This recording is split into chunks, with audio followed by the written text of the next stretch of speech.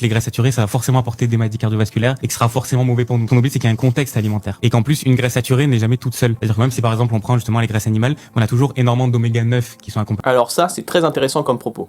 Et il y a plein de petites subtilités qu'on va voir ensemble. Dans cette revue de 44 essais cliniques sur la viande rouge non transformée, on a regardé l'influence du financement par l'industrie de la viande. 2/3 des études incluses étaient liées à l'industrie de la viande. Dans ces 29 études financées par l'industrie de la viande, on peut constater que 0% montrent d'effets défavorables, 79% montrent un effet neutre et 21% montrent un effet favorable. Et sur les 15 études indépendantes, on peut constater que 73% montrent des effets défavorables et 27% des effets neutres. Au total, les études financées par l'industrie de la viande avaient 4 fois plus de chances de montrer des résultats neutres ou favorables. Pourquoi ?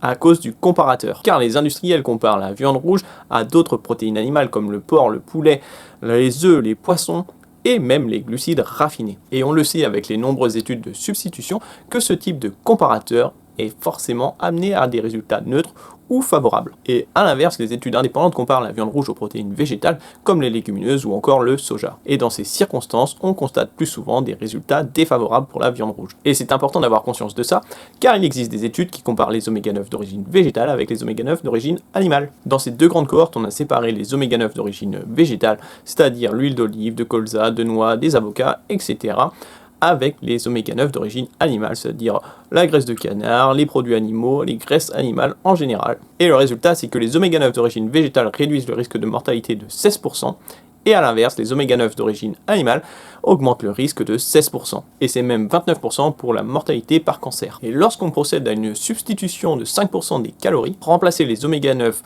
issus des animaux par des oméga 9 issus des végétaux réduit la mortalité de 23%. Et c'est même 26% pour la mortalité par maladie cardiovasculaire. Pour faire simple, le même oméga 9 n'a pas le même effet selon sa source et ce qu'il remplace. Les oméga 9 issus des végétaux s'inscrivent dans un pattern protecteur. Et si ton objectif est de préserver ta santé, remplace le plus souvent la viande rouge par des protéines végétales, c'est-à-dire des légumineuses, des céréales ou même du tofu ou du soja, et remplace les graisses animales, même si elles sont riches en oméga 9 comme la graisse de canard, par plutôt de l'huile d'olive, du tournesol oléique, de l'huile de colza ou bien d'autres graisses insaturées. Et si tu es arrivé jusqu'ici, ajoute-moi un cochon en commentaire.